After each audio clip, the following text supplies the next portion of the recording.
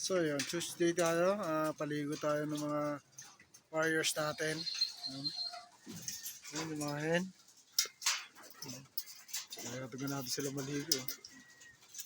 So, yun, no? Yan ang ating Tuesday routine. Tuesday, Monday pala, sorry.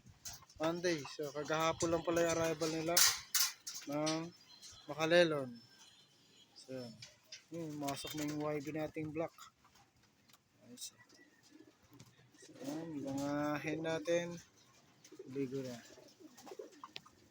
Yan lang, ligo-ligo rin pag may time.